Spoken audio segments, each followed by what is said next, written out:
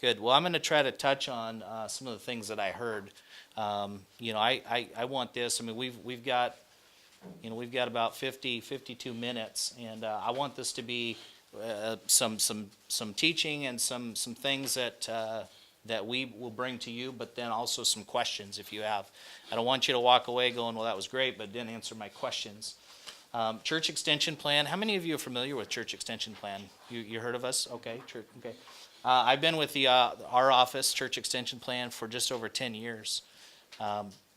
Was at two different churches as a staff pastor prior to that. In Oregon, Salem, Oregon, was on staff there and got to know that's where our office is based.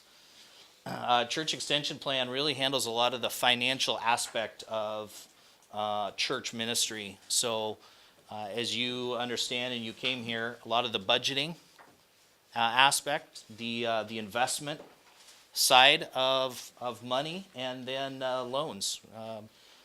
So we kind of have a hand in stewardship. Capital campaigns is something we have done in the past. We're not currently doing that much anymore. And we're also trying to get into this new arena that seems to really be growing in the Assemblies of God in church planting. And we're really asking and kind of looking at what our niche is in church planting, because that's a big thing that's coming, and we just see some energy there. I want to just walk through a number of things. Our approach to my role directly is working with churches here, pastors in this district that are looking to obtain loans with our office. We are really heavy on the consulting part of the preparation of that. There might be other groups where you just send an application, they say approved, they send you a check, and they're done. We really have a desire to be engaged and be a partner in ministry, and to make sure that what you have, your church, and what you're doing is healthy, that we're asking the right questions, we're connecting you with the right people, and so we're going to try to do that a little bit here today. In your packet, there's a number of pieces of information. Of course, the big one is the Starbucks card. You don't want to forget that. That's so you can, if this session puts you to sleep, you can go get some coffee and be ready for Chuck's session directly afterwards. Be ready to go. But a number of resources that we've put together. And then, of course, on this little card, there's a little card that just suggests what we do, investments and helping ministries. And on the back is all my contact information. So I think it would be great out of this workshop, if you have further questions, please get a hold of me, and I'll do my best one-on-one to answer very specific things that you might have. Let me just ask this question quickly. In our work with churches, we've found that there really are kind of three different churches that we've found. We found that there's churches that operate without a budget. And there's churches that operate or develop a budget, but really maybe put it in a drawer and don't come back to it much through the year. They intend to use it as their compass, but they maybe get busy and just kind of don't really look at it. And then there's churches who develop a budget and then they use it constantly. You might be surprised to know that we've worked with all three churches at all three levels, and there are some healthy churches and some good churches that operate in each of these categories. We've come across churches who have very little expense, and they just take in all their income and they just save it. And they don't need a budget because they've just got a bank account that's got a lot of money, and they just have very little expenses, so they don't feel like they need a budget. Where would you guess most churches operate on this scale? Between 1 and 2. Yeah. Some are just wading into the budget, trying to figure out how to develop one. And then what we find is most of our churches kind of live at number 2. They have good intentions. They set maybe a projection. Sometimes it's a faith projection, right? A budget of, hey, wouldn't it be great if we could just double our income next year? But there's really little. We've found that the healthiest churches are the ones that develop a good budget. They review it often, they track, and then they monitor it. And so there's a few things that we've put together. I put a hard copy of the budget planning worksheet that we give out. This is just to help you know how would I even develop a budget. And then on our website, and it's on all the material that you have in your packet, we actually have an interactive copy of this, which means you can actually plug numbers into this, and it actually kind of creates like a pie chart of ratios and expenses and incomes and where you land. So this is just a real simple tool that we've tried to get to you and to churches to begin to think about how do I develop a budget, how do I operate with a budget, and then how do I maintain that through the year. What we found is that you guys remember a number of years ago we kind of hit a recession, and a lot of churches were hit by a downturn in income. What we found is the churches that were able to maintain and thrive through that were the ones that were driven by a budget. And I can tell you right here, they had to make some tough decisions. They had to make some adjustments. But they lived on a principle: we can only go forward with what we have. We can't go forward with what we don't have. And so we have a kind of a recommendation. It's real simple that out of your budget, 30% should be used, or no more than 30% should be used on building or maintenance. So that's a ratio that we want to try to keep people at. And the reason why is because we also believe that 30% should be free for staffing. As a church grows, it's going to need to add staff and maybe more volunteer or stipends available to bring people on. And then 30% can go to ministry. And then we encourage all of our churches to have 10%, which is for a savings or reserve. I'm constantly surprised at the amount of churches that don't have a reserve or a savings. That when something goes wrong, or the air conditioning goes out, or the heater blows up, or there's an issue or a problem, there's no way to deal with it. And so we always say build a savings account, build a reserve account. These ratios are our recommendation. You know that you're free if you don't have, I think you said you're debt free. Is that true? So you're debt free. Well, you don't have 30%. That's great. We would prefer that all of your money goes towards building the church and ministry, and so you can adjust accordingly. But now you're back in the area where you're saying we need to do something with our building. Because we have budget in such a way that we allocate certain percent for ministry, for staffing, for everything. Yeah. So at the end of the day, we will try to put some percentage for the building fund. At the end of the annual income, they Yeah. allocate 3% or 5%. Sure. Yeah, a lot of churches, when they are debt-free, they put their 30% and they just put it into their building fund, saying, we know our building is going to grow old, it's going to deteriorate, there's going to need to be some work, we're going to want to add on, we're going to need to build or buy new. So they say, let's just plan for that day now. And that's wisdom. But this is kind of the ratios that we always highly recommend. I want to look at Luke 14 quickly. This is a fantastic passage, and this begins to address all the questions of what should we do, where should we go, where should we start. If you're buying or building or thinking of which of those should we do, I think you mentioned that. And you even mentioned, I think, options back here. You're looking at what are our options. And the first thing is Jesus said in this story, suppose one of you wants to build a tower. Of course, I took a little liberty and just say, let's just say it's a church. Tower wouldn't facilitate great ministry, so let's just use a church as the illustration. Won't you first sit down and estimate the cost to see if you have enough money to complete it? And then he says, for if you can't finish it, everyone who sees it will ridicule you. And there's a couple of principles in here that I want to get to, but before I do, I want to hear, what do you see or read into that? We'll just take scripture right at face value. What do you hear from that we need to be doing or thinking about or doing in this process? Plan. There's got to be a plan. Yeah. Analyzing. There's got to be good analytics. Yeah, absolutely. And honestly, the planning, the analyzing, the estimation, that's usually where we see projects go wrong. There's a real negative if you don't do Yeah, yeah, cause harm. yeah. And think about, we're all here to build the kingdom and build the church and win people to Christ.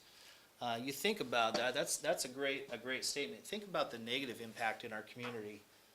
And listen, I hate to say it, but I could take you to communities and show you buildings that have been sitting half done for years, and they're eyesores. One was a steel structure, and they got all the steel built up, and they couldn't even enclose it, and it was that way for years, and it was rusting. And the city said you either have to finish it, which they couldn't do, or you have to tear it all down. And it's just a sad story because someone said we're just going to venture in this by faith, and they didn't plan, they didn't analyze, they didn't estimate what needed to happen. So here's my next question, because we're ministry, and God has to be in this too. So we can talk all day we want about planning and A to Z, and don't start before you can finish. Where's the element of faith in this? And that's the question we get phone calls all the time. Well, brother, where's your faith?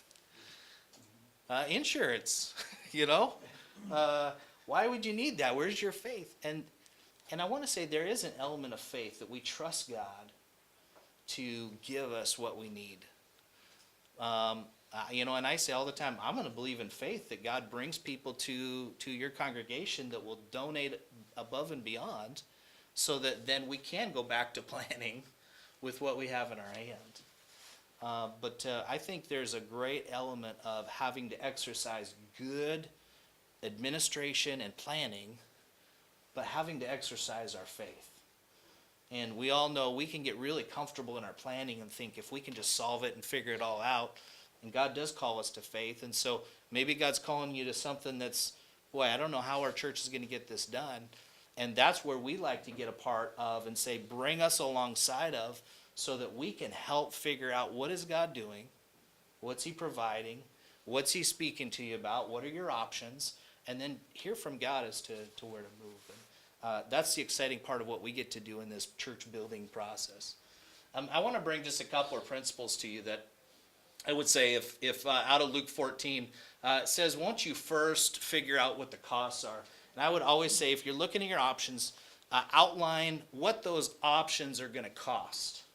So I heard you say, we're trying to figure out if we're going to build or if we're going to buy. Outline with a good architect or builder, what's it going to cost for us to build X that we need? And then go look at some options around town and say, what would it cost for us to buy that? Put those side by side, but get cost estimates. Be thorough in this process. What often happens is pastors say, well, let's just ballpark this one. If we need to add on to our sanctuary, we need more space. Let's just figure, $100 a square foot. They calculate that out. They say, well, this is what we need to do the addition. You need to get resource and people around you to know, can you permit that? Can you add on? If you add on, do you have to upfit your old building to new codes? What's the site work include? What are the closing costs if you're going to borrow? There's a lot of things that you have to go and get estimates to know what is my A to Z total cost on this option. And then put it up against some others and begin to look at, okay, where is God leading us? But the first step is we're going to figure out what the cost is.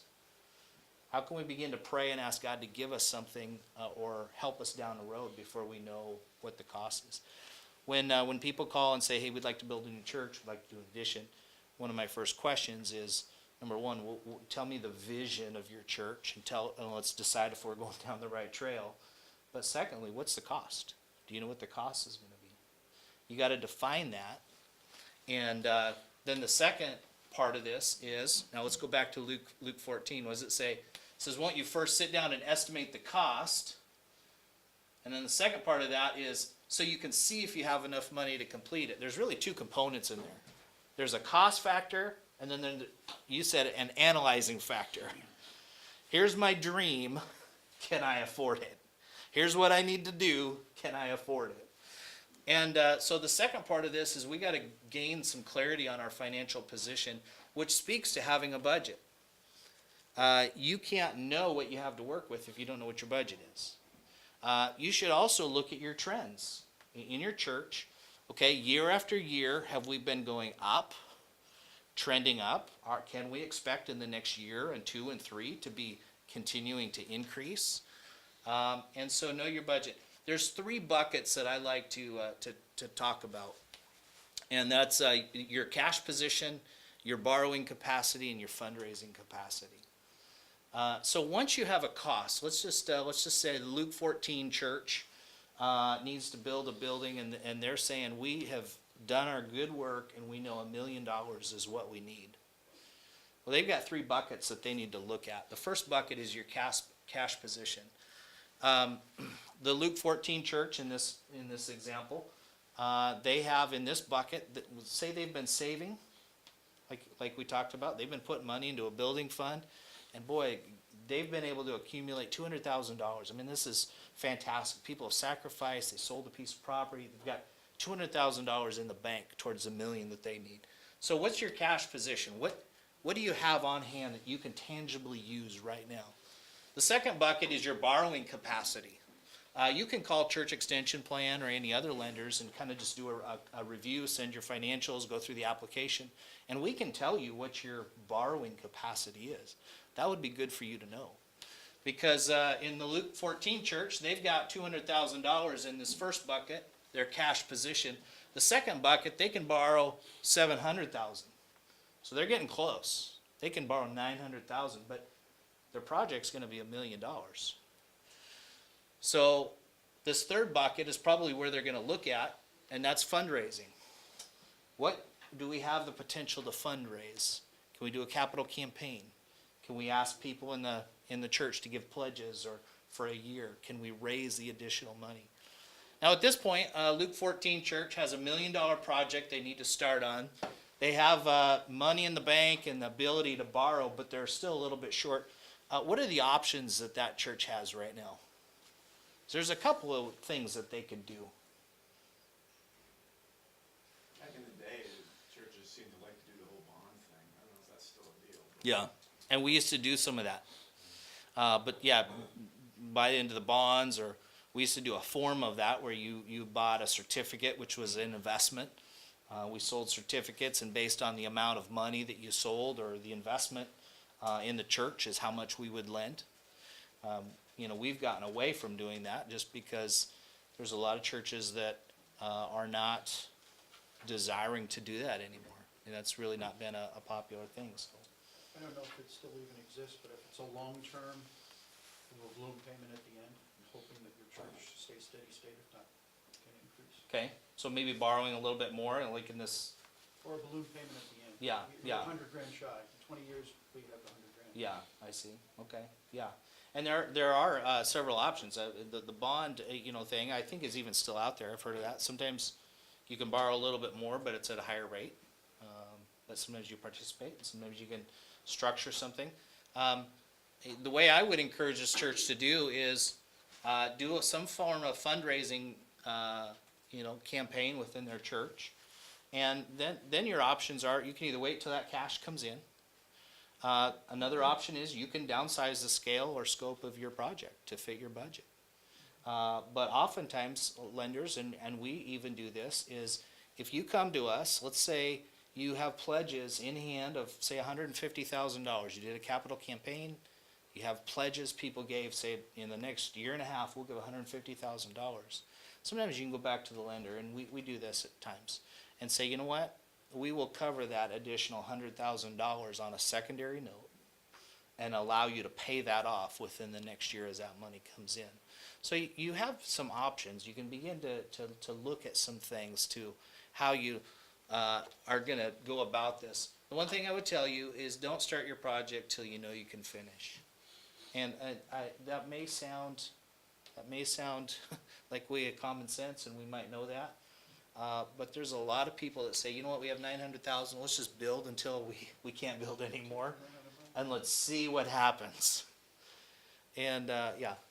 On the estimating of the costs, what do you typically see in terms of accuracy to that estimation? I'm guessing there's a lot of opportunity for overrun to Yeah. estimate. Mm-hmm. We ask all of our churches, especially in the building process. We ask all of our churches to write in at least a 10% contingency line. And I just came from Tennessee where we finished a project, a large project, and we were sitting over lunch and the pastor said, man, you told me to write in 10% and I fought you on that. I said, there's no way. We've got the right guys. They know what they're doing. We don't need it.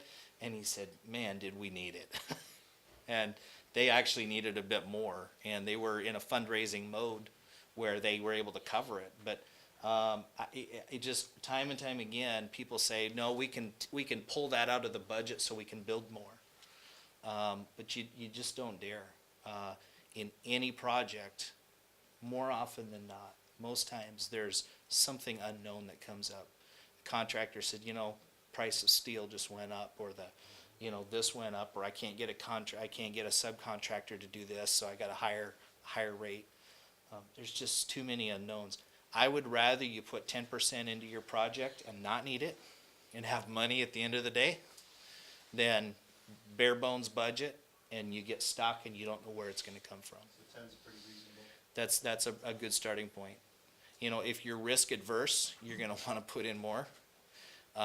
If some people have a bare bones budget to get the building done and then a budget that's all the bells and whistles.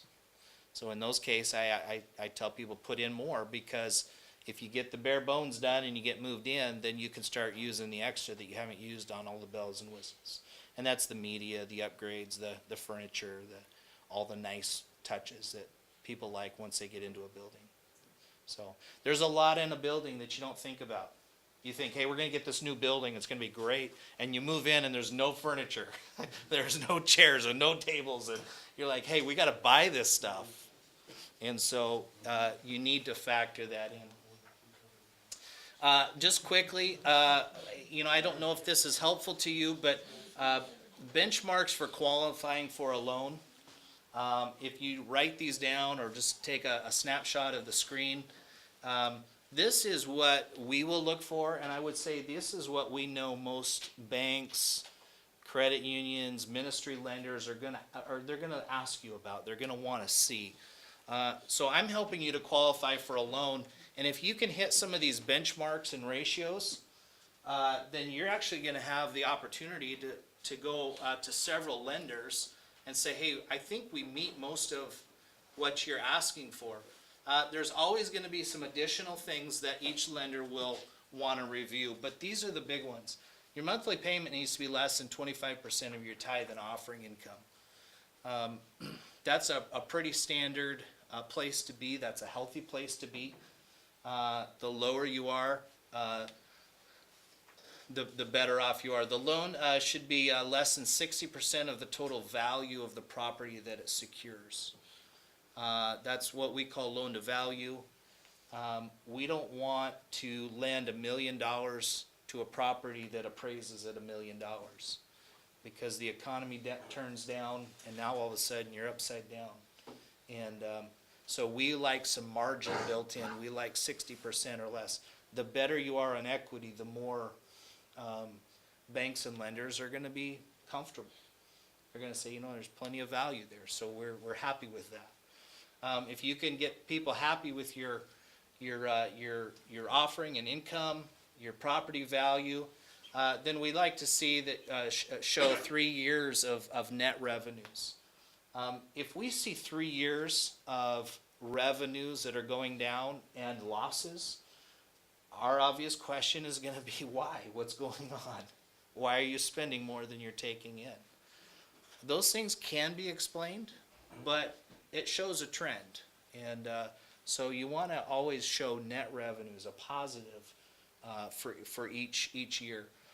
Then the church needs to show 3 years of growth in attendance and income. That's not a requirement, but we like to see that the ship is either stable or growing. If you have constant declines in attendance, we're going to ask, what's going to change this? Because we don't always believe a new building will just do it. Something is not happening or working here, and we would like to know why before that number continues to go down. And then the church needs to show good payment history. Any lender is gonna wanna know, do you pay your bills? Do you pay on time? Do we have to track you down every month and try to figure out where you're at and why you're not making a payment? So you show those 5 things, you can walk into most banks, lenders, credit unions, and they're gonna say, hey, this looks really good. We're interested in talking and lending and doing business with you. On the property value, is that the anticipated assessed value of the finished project, Yeah. Mm-hmm. which could be much greater than the cost of developing it? It can, and that's a tricky one. When you're talking about a building, oftentimes we've tried to either assess with some appraisals will do like a pre-appraisal, and they'll say, based on the plans and what you're going to have here and comps that I know in the area, it should be worth or equal to X, Y, or Z. And that would be the value that 60% Yeah, would yeah, be based and on? that's what we would try to hit. Yeah, it's tricky trying to figure out what a value of a building that hasn't yet been built is. Probably a good step though, because then you know if you're overbuilding. Yeah, exactly. And sometimes they can tell you, and actually that's a really good part of the cost estimate is in that process, an appraiser can look at something and go, you're gonna spend, because builders don't, they have a pretty set amount of price that they have to build for. When you're buying, and so you're going to the question of do I build or buy? When you buy, you can negotiate that price. And especially if something sat for a while and someone's desperate, you can get a good price. And so usually when you build, you're not getting something for below appraised value, but when you buy, you often can. Yeah, how would you even be able to build if that's the case? Because if the loan is gonna be less than 60% of the total value of the property. One way is that you're putting in cash. We have a lot of churches that are sitting on land that's paid for, and the land will appraise for, 100,000, couple 100,000, 500,000, and then they're gonna build, on top of that. And so, they're building in that equity that we like to see. Sometimes they're putting in, hey, we're gonna borrow $1 million, but we're gonna put $1 million of our own dollars into this as well. And so in instances like that, we're looking for where that equity is coming from. Yeah, good question. Do you have a ratio on the attendance and income, like if I have 150 people coming to my church, what that should be in income? Do you have like? I wish we did. What we found is it's all over the board based on different parts of the country and based on where the demographics are. We're working with a church in inner city Michigan, and I said, what in the world is going on? You've got all these people and no income. And he says, that's my world. We're reaching the least of these. When you go into some of these inner city churches, which quite frankly, that's where the need is maybe the most, and yet they're reaching the people that just don't have the tithing capacity. I was interested because it's both. You're looking for both, not just income. Yeah. I was curious. Like, what if you saw a church that was increasing growth. income, Yeah. but not in per people? Yeah. Is that We would ask, hey, you haven't added a person, but your income's going up. And there's usually a story there. And that's what we're trying to uncover here. So that's not a requirement, it's not a make or break, but it tells us a story in the church. When we see a consistent growth in attendance and a growth in income, it tells us, okay, this church is trending the right way. If we build a building, that will probably continue to facilitate the growth they're already seeing. It doesn't scare us away if we don't see that. We just want to know why, what's going on. And every church has some pretty amazing stories. Some have really been struggling or hurting or had horrible situations in their church. And we just want to know, before we jump in the boat with you, just let us know where you're at and what's going on. And sometimes a change in leadership or a revitalization, we'll see trends going down. But if we believe and your district says we believe in this guy and they're going to turn this thing around, we'll still look at it and consider. We've done that before. So, are you a lender also? Yeah. Okay. Yeah. Church Extension Plan does investments. So we do personal and individual investments, church investments, and then that is the monies that we have then to turn around and lend I to see here churches. MBAs also. or- Mhm, mhm. minister's retirement. So, you know, we're honestly in a position where we have more churches that we could serve if we had more dollars to lend. Our loan demand and the growth of churches right now is probably twice what we can keep pace with in investment dollars. So we hate saying no. We hate turning people down, but we operate on a budget too. So this is also us. We know what dollars we have and what we can lend, and when those dollars are gone, we can't lend you what we don't have. Good questions. Any other questions on this? Trying to walk you through what does it look like if I'm going to approach somebody on a loan. How can I position myself well to be qualified? So you're at a position where you say, okay, where do I start?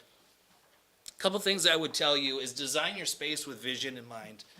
We, even though we're in the church building, lending, funding business, we will tell you your budget, your staffing, your facility needs to all be driven by what your vision is.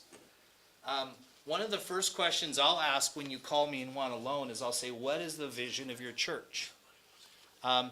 Let me just give you a scenario. We had a church that said, we're going to build a new sanctuary. We want a little bigger, and it's going to be bells and whistles. I mean, it's going to be decked out. It's going to be the most gorgeous thing you've ever seen. I said, great. Why are you doing that? What's your vision of your church? They said, well, we believe that we should put the very best into God's work. And I said, I don't disagree with that. That's fantastic. When I asked the vision of the church, they said, well, the vision of our church is we're in a little bit of a poor area, and we want to just do outreach and minister in the community, and we want to be a place that brings social lift. And I said, well, how is your building doing that? And it got real quiet. What do you mean? I said, how is your building allowing you to provide that social lift that you're talking about? You're building a beautiful sanctuary that might be used for 2 hours out of the week. And listen, these were good people with good hearts. We want the people in the community, when they come here, just have something that just doesn't feel like the rest of the community. Great. But what about the feeding program and the kids ministries and the after school programs and the clothing and all the stuff you say you want to do? Well, we don't have the space for that. So I said, well, wouldn't it be better to build a multi-purpose room that could be used every day out of the week? And you could just fill it with kids and families. You could run your thrift store. You could clear it out. You could do parties and community events. Well, they got excited because they began to realize we need to design our space with our vision in mind. And I would just tell you, what is the vision that you have for your church? And is your building right now helping you accomplish that, or is it not? And if it's not, what are the next things that you need your building to do to help you accomplish your vision? And those are the pieces that you need to begin to go after. You said earlier that you're looking at options. What are my options? And I would start with this. What's your vision? What's your goal? And then create or craft space and facilities with how am I going to accomplish what God's called me to do in that space? Because a building is just a tool. You're going to put a lot of time and money into it, but it's a tool, and it needs to be in alignment with your vision. Make a budget with the payment already factored in. This is a great discipline that I encourage everybody to do. If you know you're going to take on a loan and it's going to cost you $3,000 a month, be paying yourself $3,000 a month in the budget into your building fund and demonstrate that you can do it so you don't have sticker shock. It's a great discipline to do. Choose a contractor and an architect and get the right people. I mean, I put, double emphasis on this. This is where something goes horribly wrong. I have a church right now I'm working with, and I keep calling the pastor saying, when are we going to start this project? And he's telling me for months and months and months. My contractor and my architect can't get along. The architect wants to design a building that the contractor won't build, and the contractor wants to make revisions that the architect won't draw.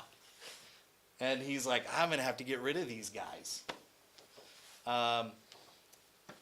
you have people that you can refer? We have networks in different areas. We have some different church builders. We've got a number of people that companies that provide both the contractor and the architect work together, and they seem to work well. I could tell you a good contractor, though, in helping you assess and giving you cost estimates and then executing well, is gonna make your life really, really pleasant. And getting the wrong guy is gonna drive you nuts for a year to 2 years. I mean, it's really gonna be tough. And the architect, so get the right people. I would encourage you to do some good research, do background, ask people when you're hiring them, do you have projects I can go look at? And do you have people you've worked for that I can call? Can I call some references?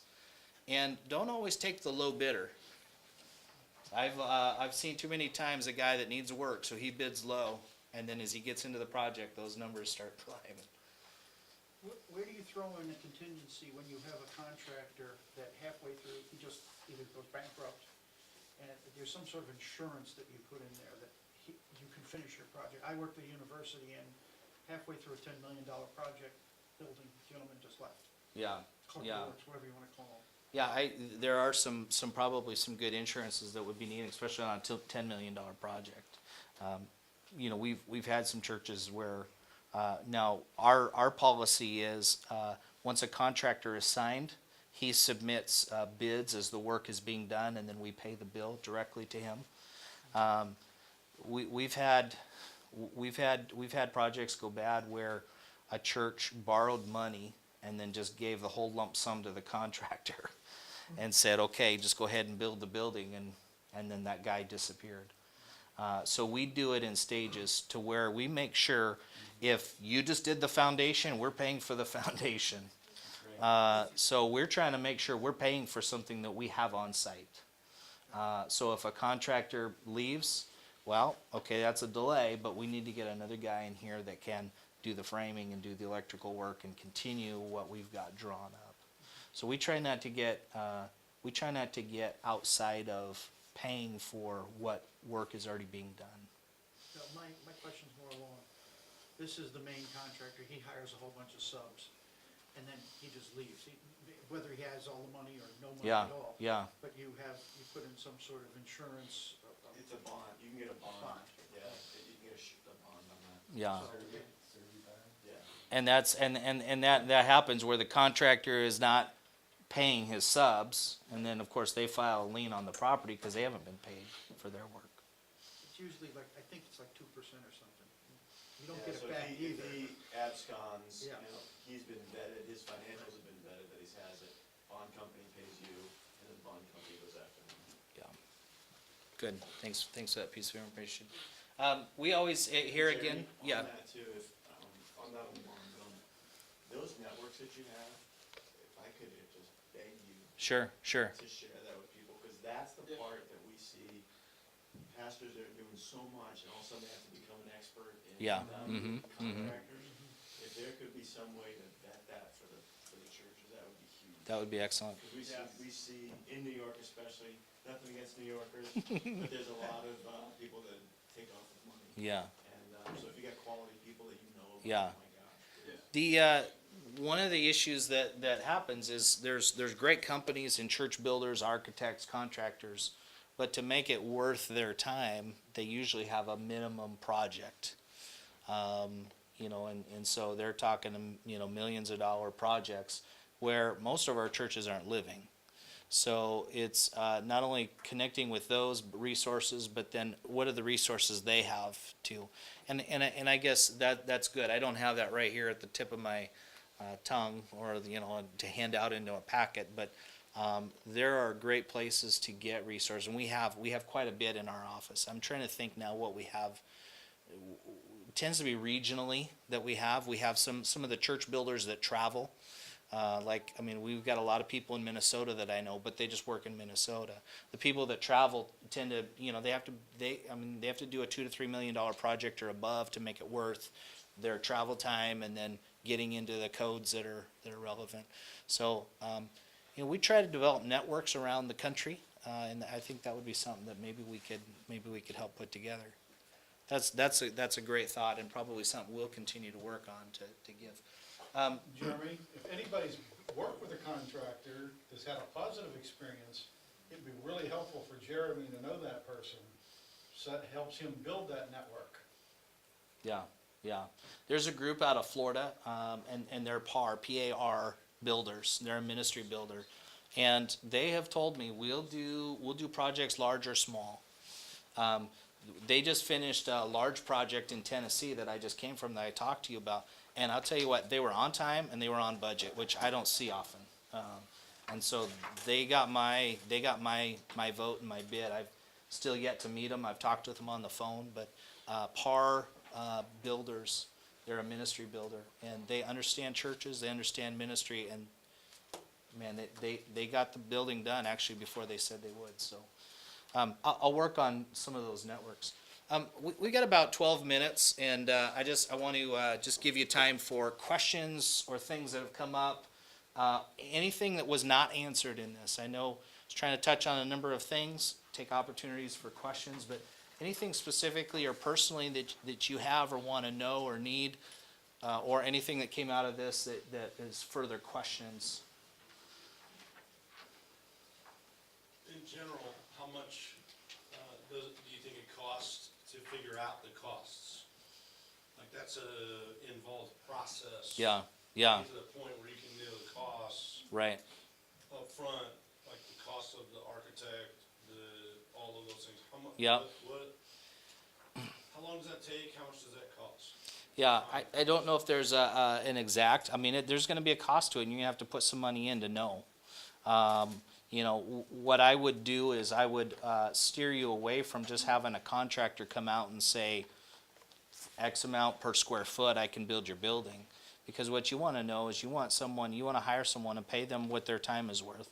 To say, okay, well, the city allow me to do this. Can you go and find the codes and the permitting, and what does our property allow? Would you not start with an architect first, though? An architect's usually gonna draw the building, and if you know what you want, I mean, if you have, this is the building I need, you can start there. And he knows the codes and everything. Should know that. But the problem with, and it's kind of a circle that's tough, because architect draws the building exactly as you tell him to. We don't know the cost. So I could tell you, usually the building that we have in mind is too expensive. Because, I mean, as a pastor, we have vision for where we're not yet. And so we say, well, we want this, and oh, we'd love to have that, and we build it, and we want to grow in. And so he'll design that. And then we go to a contractor, and the contractor says, well, boy, it looks like you can afford $1 million, but you just designed a $2 million building. So now we have to go back and we have to shave off or revise. So I would start with, okay, again, in our costs, what do I have in my buckets, my cash, my lending, and my potential, and then start with the contractor or an architect and say, I'm going to need to build something in this, and then begin to go through the process of defining that. So how much does let's say you have an architect come in to do your drawings, how much can you anticipate just generally for an architect? Yeah, their time is pretty expensive. I mean, you know, I've heard churches, I mean, it's sometimes it's $15,000, $20,000, $25,000 to have them to draw the plans, which is why you don't want to draw the plans and then find out the cost is more than you can. I like to stay within the costs and get a good reputable builder or contractor that will do a little bit deeper digging than just a on-site, $100 a square foot, $200 a square foot. But really know, okay, can I build this? Can I tie this into this building? What do I have to do? What are the codes? And once you have a good idea that you can do that and you can afford it, then go with the number. This is what I can qualify for, $1 million. I need an architect to build me $1 million Is the architect building. typically 10%, or are they less or more, or is it? On larger, it used to be 10%. Yeah, they won't, you know, I don't know if they're doing the percentage. You know, I mean, that only works for them on one side of the scale. You know, they do a $100,000 project, you know, 10% is probably not gonna cover what they're worth. I've seen some websites, just from a layman's research perspective, where kind of you get a book in a home store where it has like kits, so to speak. I've seen some websites that have sample designs of Yeah. facilities with office space in mind, based on, you tell them the size congregation that you have, Mm-hmm. we're looking to grow into, and it has samples like this much space for classrooms, this much space for offices, sanctuary seating, and it has these designs that are like, have you ever seen some Yep, church use yep. those? There's quite a number of the ministry builders and people online will have kind of a template.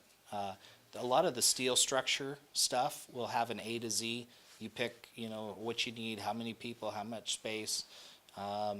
You have to use somebody that has a good reputation, because there's a lot of steel construction companies out there that, if they don't have a good reputation, I've heard some bad experiences. But some of the ministry people that are out there, they have templates, and they're not. There's the custom builders where they're going to build you a custom church. And then there's some guys that kind of have this sort of drop-in template where you can pick the template and they can just build it to spec. So. Might lower the architectural costs if you have one of those kits. Yeah, there are kits, especially with the steel buildings. There's kind of a kit approach, and a steel building. I've seen steel buildings that I couldn't tell were steel buildings. It used to be in the day a steel building was just kind of like it was a tin can, I'm seeing some really nice stucco finishes and finishes on the outside and siding and interior, and you walk in and I've had churches say this is a steel building. I go, no way, and I have to walk around and find where the posts are and what they did. So that can be a good way to do it. I think there's quite a bit of options, but if you do some searches, I would caution you just to do some searches and find people, but find people that have a good reputation and have been around and done it, and somebody can stand behind and say, and that's where if you know people in the district that have done a building, find out who did you use and who do you know, can I contact them? So you want people that have a good finished product. Two questions. Do you have any data on members tithing after a campaign is complete? Mm-hmm. So they said, I'm gonna do X during the campaign. Yeah. And the building's up and it's new. Do you have any data on how the tithing rates go after that? And the second question is, does a new building do anything as far as bring in people who are unchurched? Yeah. Will the new building bring someone who's unchurched versus an older building? Right. Does that excitement draw any church people? Yeah, two good questions. A new building on its own won't do the trick. A new building with good leadership and momentum in the church, there's just a whole new energy that's released. So I've seen both sides. I've seen a plateaued church or a declining church say, if we can just build a new building, that'll change everything. Well, no, it won't. If you don't have good leadership and you don't have good worship and you don't have good preaching and you're not relevant and you're not doing the things you're supposed to now, a building is not the Band-Aid answer. But where there is energy and excitement and the things and things in the church are going well, but the building is a hindrance, when you take care of the building, the growth just continues to go. So I would say the building is never really the issue, but it sure can be a great tool to energize. How about the tithing part? The tithing, I would say it depends how it's framed. And so this is a great question, and so I'll just take just a minute or two. We're seeing churches move away from a capital campaign that's building driven, because a capital campaign that is, hey, we need everybody to give to the building so we can get it up, is tied to, oh, I have to give now, and the building is done, and oh, I can stop giving. Right. And so typical capital campaigns that have been all around building a building have seen that spike in giving, and then the come back to normal, because people just mentally visualize my giving is not needed anymore. What we're seeing is churches move to less of a building-driven capital campaign and more of kind of a giving initiative, where it's tied to, hey, there is more that our church wants to do. And the building is certainly one of the aspects, but there's more ministry, there's more giving, there's more missions, there's more outreach, there's more that our church wants to have a greater reach. And your giving is going to allow us to take that next step. And churches that tie it to the overall mission of the church being accomplished, see people step up and then stay there. Because it's not just, oh, the building's done. It's thank you for your giving, and now we can continue to reach out and give more and do this and plant churches and feed the needy and help, and so people tie it to the overall ministry, continue to give at those levels. We're also starting to see a lot of churches now that are challenging everybody. Wherever you're at, take a stair step up. So if you're not a tither and tithing scares you, start somewhere in the middle, and we give you permission. Because as they take that step and they go, hey, okay, this is okay, I can do this, I'm a part. Everyone steps up, and then they try to maintain that level of giving. And so we're seeing that, and I think that's healthier, and I think that's a better level of teaching and preaching in a church towards a healthier level of giving that is sustainable. So I hope that answers kind of your question. If you've got unused space in your existing church, I know there's pros and cons of using it for other sources of income, such as like a call center or something like that. But we've always been told in our church to stay away from it because you could lose your tax exempt status. Is there some legal way that you can actually take income that's not necessarily, well, I want to say church related? Yeah, a lot of churches, let's say they have a gymnasium that they're not using on Sunday morning, will rent out to other church groups. My understanding is if you have unrelated church income, that is taxable. Meaning, let's just say this church sitting here decides we want to own those houses across the way and we're going to rent them out. Well, they're going to have to pay taxes on those because the church is operating here and using this for ministry, but those, even though they own, those are rental incomes. That's an investment, and so you have to pay. And I would lean you to an attorney or some legal counsel on that.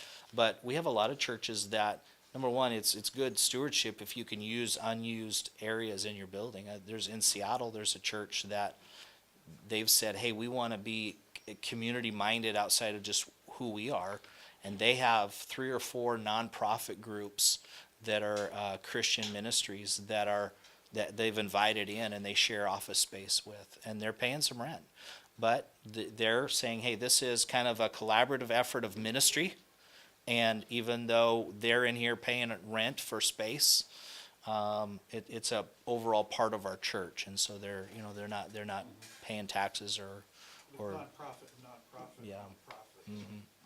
Okay, in your example of the houses, if you rent them to just other people on the street, that's unrelated business income. Right. But if you provide that housing for mission students or missionary couples, or that's part of your ministry, so how you do that and what you do it with has an impact. If it was a I'm parsonage, sure the insurance guys would tell you, if it's not part of your ministry, you gotta insure it a little bit differently too. I think the guy, the Assembly of God legal advisor, his name is Harmon. So you advise the churches if possible, if you don't need the money, don't rent out.